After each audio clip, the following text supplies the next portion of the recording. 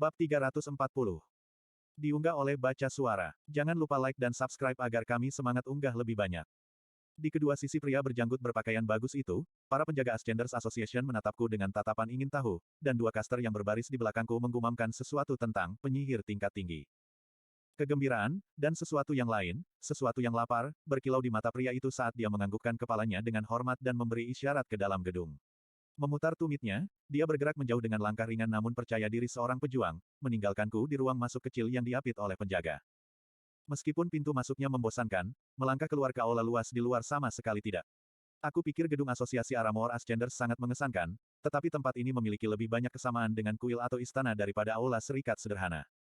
Dinding, langit-langit, dan lantainya terbuat dari batu putih, lebih terang dan lebih bersih daripada marmer, dan tiang-tiang berukir membelah ruangan setiap sekitar 20 kaki. Tanda emas dimasukkan ke lantai dalam bentuk jalan setapak yang mengarah dari satu bagian aula ke bagian lain, dan aku bisa melihat bentuk binatang yang ditata di batu giok di beberapa tempat juga. Dindingnya digantung dengan lusinan permadani yang menggambarkan para pendaki di dalam reliktem yang bertarung melawan binatang buas. Satu permadani besar menarik perhatian aku, itu menunjukkan tiga pria berbaju zirah emas yang dikelilingi oleh segerombolan Keralion, makhluk kekanak-kanakan dan cakar yang kulawan di zona konvergensi. Aku mengikuti pria itu melewati aula dalam diam saat kami bergerak cepat melewati permadani dan dekorasi megah.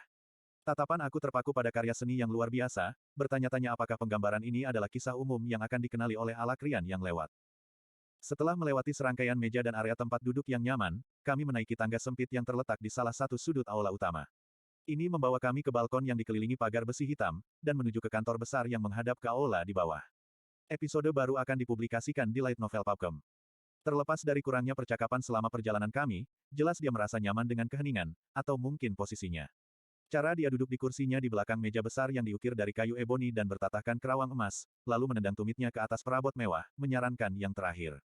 Dia melambai ke kursi mewah di depan meja, dan aku duduk, tidak pernah mengalihkan pandangan darinya. Jadi, inilah kamu. Pria itu menyeringai, tapi aku bisa melihat serigala grizzly yang menggeram di balik topeng ramahnya. Aku baru saja menyelesaikan pendakian awal aku, kata aku, seperti bisnis. Aku butuh lencana baruku. Oh, aku sudah melihatnya. Asisten aku akan melakukannya sebentar lagi. Senyumnya memotong menjadi sesuatu yang lebih licik. Dan aku yakin kamu memiliki artefak penyimpanan seluruh dimensi yang penuh dengan penghargaan untuk diserahkan juga, kan? Matanya tertuju pada cincin di jariku. Kamu pintar, untuk menjaganya dari Granbell. Aku duduk lebih tegak, bibirku melengkung menjadi seringai. Masalah itu sudah selesai, kataku dingin. Dia mengangkat tangannya dengan polos. Jangan salah membacaku, Ascender Grey. Seluruh urusan itu buruk untuk bisnis kami. Seringainya menunjukkan kualitas licik itu lagi. Darah kecil bernama itu tidak memiliki kekuatan apapun di Central Dominion. Tidak, aku cukup serius, kamu telah menunjukkan diri kamu cukup pintar. Ikuti platform Light Novel Pubcom untuk episode terbaru. Jadi, bagaimana kamu mengelolanya? Aku membiarkan pertanyaan itu menggantung di udara sementara aku mempertimbangkan jawaban aku. Itu tidak membantu bahwa aku tidak yakin yang dia maksud. Tidak ingin memberikan apapun tentang diri aku akhirnya berkata, aku tidak yakin apa yang kamu maksud. Dia menurunkan kakinya dari meja dan membungkuk di atasnya, menatapku dengan lapar. Bagaimana kamu mengamankan penempatan di Central Academy? Ascender yang tidak disebutkan namanya, baru saja menyelesaikan pendahuluannya. Tidak pernah terdengar sebelumnya. Aku menghela nafas. Komplikasi sering muncul karena mengetahui terlalu banyak. Giliran pria itu untuk membiarkan kata-kataku menggantung sejenak sebelum dia bersandar dan tertawa terbahak-bahak tanpa kendali. Itu mungkin cara paling menyenangkan seseorang mengancamku, dia berseri-seri, menunjuk jarinya ke arahku. Aku menyukaimu, Grey, terkutuk, tapi aku menyukaimu. Kamu berhasil menarik yang aneh lagi, Regis terkekeh. Mengabaikan rekan aku memindai mejanya untuk melihat apakah pria di depan aku memiliki papan nama di suatu tempat. Aku khawatir aku tidak. Nama Fritra, di mana sopan santunku? Namaku Sula dari Nemblut Drusus, tapi semua orang di sekitar sini memanggilku Sul. Aku penyihir tingkat atas dari perusahaan kecil ini. Penyihir itu menunjuk ke aula di bawah. Apakah kamu menyambut semua Ascender baru seperti ini, Sula? Tanyaku ragu. Tidak, katanya, bersandar di kursinya. Tentu saja tidak. Tapi kemudian, tidak banyak Ascender baru yang diberi lencana kepala sekolah setelah satu kali pendakian, atau diangkat menjadi profesor di akademi paling bergengsi di Alakria. Kurasa itu tidak mungkin, tapi seringainya semakin tajam, aku ingin melihat kamu untuk diriku sendiri. Aku menggertakkan gigiku. Ini adalah jenis perhatian yang ingin aku hindari. Mungkin kamu seharusnya tidak selalu membuat tontonan seperti itu, komentar Regis mengejek. Aku hanya ingin mendapatkan lencana aku, menukar penghargaan aku, dan melanjutkan perjalanan aku, kata aku dengan final, menjelaskan bahwa aku ingin mengakhiri interaksi ini. Aku masih harus check-in ke kantor administrasi mahasiswa dan menetap di sini. Perjalanan yang panjang di sini. Ah, tentu saja, Sula menjawab dengan profesional, tetapi bahunya yang bungkuk dan cara dia bersandar menunjukkan bahwa dia sedikit tersingkir. Sekali lagi, aku membiarkan antusiasme aku mengalahkan akal sehat aku. Tapi berjanjilah kau akan segera kembali, Profesor Gray. Aku akan memastikan perjalananmu tidak akan sia-sia. Setelah menjual sebagian besar harta yang aku ambil dari suku Spearbeak, aku melarikan diri dari gedung Ascenders Association dan pertanyaan menyelidik Mage Tinggi, lalu langsung menuju kampus Central Academy, ingin bertemu dengan kontak aku dan menemukan kamar aku, yang kuharap tenang dan bebas dari mata yang menyelidik. Gerbang besi hitam telah terbuka dengan sendirinya ketika aku mendekat. Di sisi lain, batas-batas dekat jalan-jalan kota ditinggalkan demi jalan setapak lebar yang dibatasi oleh pagar-pagar pendek. Dinding batu putih setinggi 15 kaki melilit kampus, mengelilinginya dan membuatnya menjauh dari kota. Gerbang terbuka ke alun-alun setengah lingkaran, dari mana 3 jalur bercabang menuju kelompok bangunan sekolah. Lusinan pria dan wanita muda berseragam hitam dan biru dari Akademi Pusat berkerumun di sekitar alun-alun, beberapa mengobrol dengan bersemangat sementara yang lain duduk dengan tenang di bangku atau di halaman berumput di antara pagar tanaman. Beberapa melemparkan pandangan penasaran kepadaku, dan aku menyadari bahwa Briar benar, aku mengenakan pakaian bepergianku yang sederhana, bahkan lebih daripada jika aku datang ke akademi dengan pakaian perang lengkap. Tepat di seberang alun-alun dari gerbang berdiri kantor administrasi mahasiswa, kompleks seperti kastil dengan selusin puncak dan menara yang tampak menjulang di atas pintu masuk kampus. Jalan tengah dari alun-alun langsung melewati gedung ini, di bawah terowongan melengkung yang diterangi bola lampu terang yang tergantung di atap. Seorang wanita berjubah putih ketat sedang berdiri di luar terowongan ini, matanya melihat ke sekeliling seolah mencari seseorang. Saat aku mendekat, berjalan menuju pintu masuk terbuka ke kantor, mata kuningnya berhenti pada aku, berjalan ke atas dan ke bawah tubuh aku beberapa kali. Rambut pirangnya jatuh bergelombang di atas bahunya, memantul dengan cara yang tampaknya menentang gravitasi ketika dia melompat di tempat sebelum mengambil beberapa langkah cepat ke arahku. Rambutnya bukan satu-satunya hal yang menentang gravitasi, kata Regis sugestif. Jika kamu mati, bisakah dia menjadi tuan baruku? Kenapa menunggu? Jawabku, mendorong dengan eterku seolah-olah aku bermaksud mengusir serigala bayangan dari tubuhku. Hai, Regis menggerutu. Tidak perlu cemberut. Wanita itu membungkuk ke dalam busur yang dangkal saat kami mendekat. Pakaian polos, mata indah, terlalu muda setengahnya. Kamu hanya bisa menjadi profesor taktik peningkatan melee level 1 kami yang baru, kan? Dia berseri-seri ke arahku dan memantul pada bola kakinya. Aku Abi dari Blood Redcliffe. Aku mengajar beberapa kursus caster spesialisasi angin tingkat yang lebih tinggi. Halo, kataku, terperangah oleh keterus-terangannya. Aku tidak mengharapkan. Komite penyambutan, katanya sambil tertawa bahagia. Yah, pria pemalu sepertimu mungkin tidak ingin mendengar ini, tapi kau sudah cukup terkenal di sekitar sini. Sialan kau, Alarik, pikirku kesal. Ngomong-ngomong, aku hanya benar-benar ingin menjadi orang pertama yang bertemu denganmu, setelah semua yang kudengar. Dia memberiku senyum menawan, memutar-mutar seikat rambut emasnya di sekitar jarinya. Apakah kamu benar-benar memutuskan rantai penahanan di persidangan kamu? Maaf, aku terlambat menemui kontak aku di bagian administrasi, kataku kaku, melangkah mengitarinya dan berjalan menuju pintu. Sebuah tangan yang sangat kuat menangkap sikuku. Ini bisa menjadi agak berlebihan di sini pada awalnya. Aku akan dengan senang hati menunjukkan talinya padamu, Gray. Kamu baru saja memberitahu aku, kan? Petik 2. Dengan mengedipkan mata, rekan profesor aku melepaskan aku dan berbalik. Perhatianku teralihkan saat aku berjalan ke kantor administrasi dan mengumumkan diriku kepada salah satu pegawai muda di meja depan. Dia memberiku petunjuk arah ke kantor lantai 4 tempat kontak Alarik dapat ditemukan, memberiku seringai bingung ketika aku mengakui bahwa aku perlu mendengar instruksi itu lagi. Slot iklan. Kamu bisa pasang iklanmu di sini. Kamu baik-baik saja, kepala. Apa yang membuatmu begitu bingung? Pertama ketua asosiasi Ascenders, lalu profesor yang lain ini, kami mendapat terlalu banyak perhatian, Regis. Kamu sedang berpikir untuk memotong dan berlari. Itu bukan pertanyaan karena dia bisa membaca pikiranku. Tidak, ya, tidak tahu. Aku akui. Aku tidak suka merasa terjebak. Regis tertawa terbahak-bahak di pikiranku. Kau baru saja menghabiskan 3 minggu di penjara. Batu dan jeruji tidak menahanku. Aku memilih untuk tinggal, biarkan itu bermain. Aku mencoba untuk menghindari menarik terlalu banyak perhatian. Bagaimana itu berhasil? Hampir sama seperti yang diberikan oleh Uren Kain padaku, aku menjawab dengan seringai, menaiki tangga 3 sekaligus ke lantai 4. Aku merasa diserang secara pribadi. Kau tahu, aku akan tidur siang. Bangunkan aku ketika kamu merasa kurang berbisa, oke, putri. Terlepas dari percakapanku dengan Regis, atau mungkin karena itu, aku merasa lebih baik saat mengetuk pintu kantor seorang pria bernama Edmond of Bloodscriven, pegawai tingkat menengah di kantor administrasi. Suara gugup dan serak mengundang aku ke kantor yang tidak akan terlihat aneh di salah satu film detektif lama dari dunia aku sebelumnya.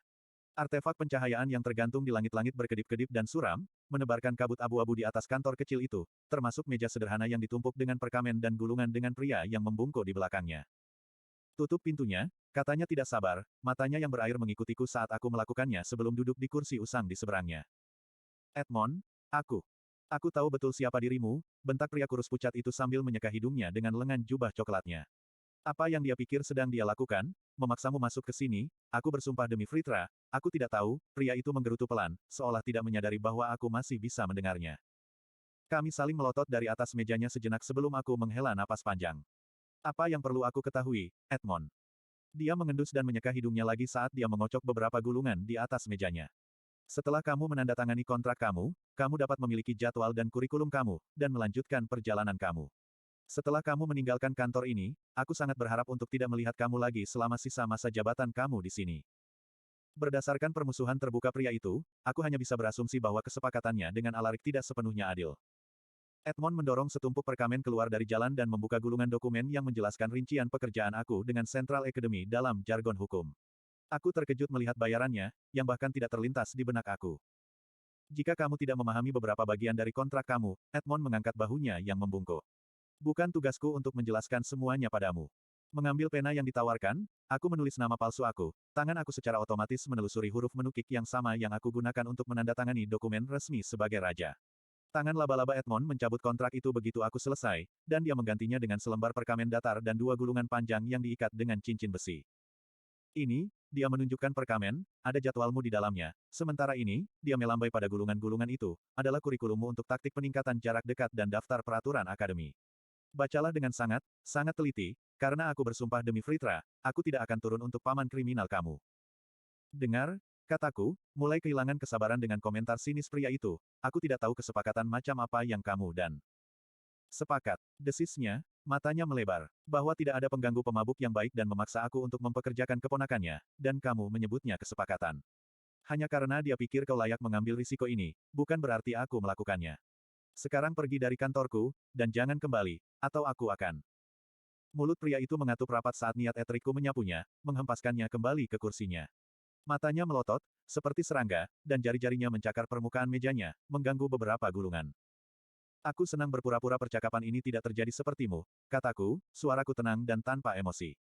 Tapi aku tidak akan diancam. Untuk menekankan maksud aku memperkuat aura, menyaksikan napas pria pucat itu tercekik oleh tekanan. Aku tidak tahu kenapa kamu takut pada Alarik, tapi akan lebih bijaksana untuk menyampaikan perasaan itu kepadaku juga, setidaknya. Meraih kertas-kertas dari mejanya, aku melepaskan niat eterik aku dan menyapu keluar dari kantornya. Apa yang aku lewatkan? Regis bertanya, proyeksi mental suaranya ditarik seolah-olah dia sedang menguap. Hanya membuat lebih banyak teman, aku bercanda. Kamu kenal aku. Rekan aku mendengus, dan aku merasakan kesadarannya melayang lagi saat dia pergi ke tidur, yang baginya lebih merupakan pola pikir meditatif sementara dia menyerap eter dari inti aku. Kembali ke lantai dasar, petugas meja depan melihat ke atas ketika aku melangkah keluar ke aula masuk. Semua dilakukan di sini di administrasi. Bisakah aku mengatur seseorang untuk memberi kamu tur kampus atau memperkenalkan kamu ke fakultas lain? Tidak, aku sudah melakukan perjalanan panjang di sini dan hanya ingin melihat kamarku. Jawabku, mendaur ulang alasan yang kuberikan kepada penyihir tingkat tinggi di Ascenders Association. Bisakah seseorang menunjukkan jalan kepadaku? Pemuda itu tersenyum penuh pengertian. Tentu saja, Profesor Gray. Biarkan kamu menetap. Adelaide. Seorang wanita muda yang teralihkan perhatiannya mendongak dari tempat hidungnya tergulung di meja lain. Bisakah kamu mengawasi meja depan sementara aku menunjukkan Profesor Gray ke kamarnya? Katanya dalam penegasan saat matanya melompat kembali ke bacaannya. Sambil menggelengkan kepalanya dan menatapku dengan pandangan kecewa, pemuda itu memimpin jalan keluar dari gedung dan berbelok ke kanan. Kami melewati di antara dua barisan pagar tanaman setinggi pinggul yang memisahkan area berumput besar tempat para siswa duduk-duduk dan mengobrol, membaca gulungan, dan bergulat. Kelas belum dimulai, tentu saja, tetapi siswa diharapkan datang lebih awal, dan administrasi menjaga agar semuanya tetap terbuka sehingga semua orang yang kembali dari jam istirahat dapat bersenang-senang sejenak sebelum pekerjaan dimulai. Pemandu aku terus mengoceh, tampaknya merasa perlu memberi aku tur meskipun aku bersikeras bahwa itu tidak perlu. Dia memberitahu aku nama-nama bangunan, pekarangan, dan alun-alun, serta sejarah keluarga yang diberi nama itu. Meskipun aku memiliki pertanyaan, aku tidak nyaman bertanya kepada mereka, dan malah mempertahankan suasana lelah, sedikit bosan. Tidak perlu memberi pria muda yang banyak bicara itu alasan untuk curiga terhadapku.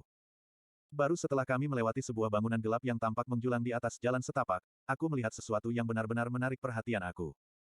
Apakah itu portal? Aku bertanya, melihat lengkungan batu berukir rune.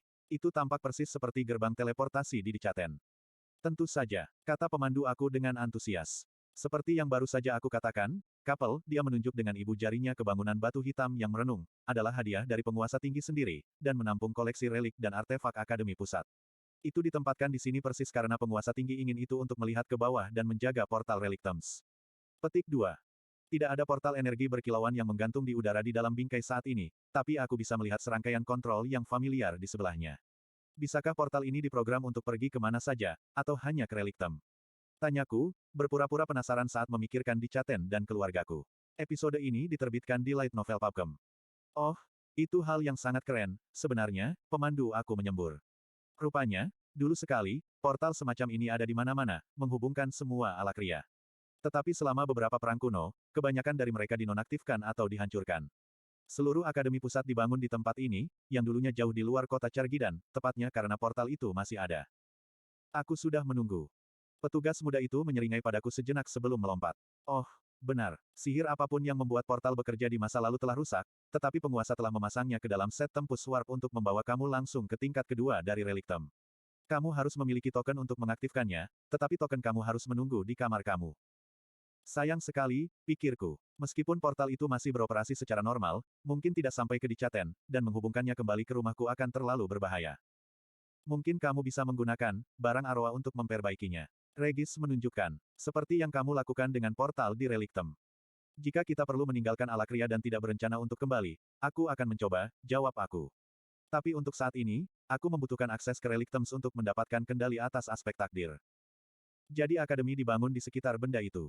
Tanyaku saat kami pindah. Betul sekali. Akademi pusat dulunya seperti kota bagi dirinya sendiri.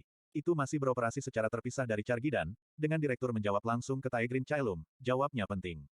Aku yakin kamu sudah tahu ini, tetapi penguasa sangat menghargai pendidikan dan peningkatan prajurit muda dan ascender, itulah sebabnya sekolah seperti Akademi Pusat memiliki tempat mereka sendiri dalam politik di luar pemerintahan standar dan darah. Struktur. Aku santai ketika aku menyadari pemuda ini akan memberitahu aku apapun yang ingin aku ketahui saat dia dengan senang hati melanjutkan menjelaskan apa yang pasti merupakan fakta dasar yang dipahami dengan baik tentang akademi dan perannya dalam masyarakat Alakrian. Menekan seringai, aku membayangkan bagaimana aliran informasinya yang terus-menerus akan sangat menjengkelkan bagi seorang profesor Alakrian yang sebenarnya. Namun, bagi aku, olok-oloknya yang tidak bijaksana membuatnya menjadi pemandu yang sempurna, dan memungkinkan aku untuk menyelidiki tanpa khawatir akan memberikan diri aku sendiri. Akhirnya, hampir 1 jam kemudian, aku duduk di sofa empuk di kamar pribadi aku di sebuah gedung bernama Windecrest Hall. Rupanya itu dinamai beberapa keluarga darah tinggi sebagai ucapan terima kasih atas kontribusi mereka pada akademi, tetapi aku telah mengabaikan sebagian besar pelajaran sejarah dadakan yang aku terima dari pemandu muda aku yang cerewet. Suite 3 kamar secara signifikan lebih bagus daripada yang aku harapkan. Rupanya Central Academy bahkan memperlakukan profesor baru mereka dengan akomodasi terbaik. Itu tidak besar, tetapi ruang tamu berisi kristal proyeksi pribadi, seperti yang pernah kulihat di luar toko penghargaan, serta meja kecil yang dirancang khusus untuk permainan yang telah diajarkan Caira kepadaku untuk dimainkan di relik Thames. Ada rak buku kosong dan meja tulis kecil, serta sofa tempat aku duduk, dan jendela ceruk besar yang menghadap ke kampus. Kamar tidur yang nyaman dan kamar mandi mewah terbuka dari ruang tamu. Aku terkejut melihat tidak ada dapur atau cara lain untuk memasak di dalam kamar pribadi, tetapi pemandu itu dengan tertawa meyakinkan aku bahwa aku dapat meminta makanan atau buku apapun dari perpustakaan akademi dibawa ke kamar aku kapan saja oleh seorang pelari. Tidak terlalu lusuh, kata Regis dari tempat dia berbaring meringkuk di lantai. Akan lebih baik jika mereka memberi kami tempat tidur kedua untukmu, tapi kurasa kamu akan baik-baik saja di sofa, kan? Aku mendengus lelah. Terlepas dari kenyataan bahwa ini baru sore hari, perjalanan aku dari Seklar terasa seperti memakan waktu berhari-hari. Aku bisa bertarung selama berhari-hari, bahkan berminggu-minggu, tetapi berurusan dengan dalih dan drama ini membuat aku lelah. Sulit dipercaya bahwa entah bagaimana aku menemukan diri aku kembali ke sekolah, sekali lagi menjadi guru. Tapi kali ini, taruhannya jauh lebih tinggi.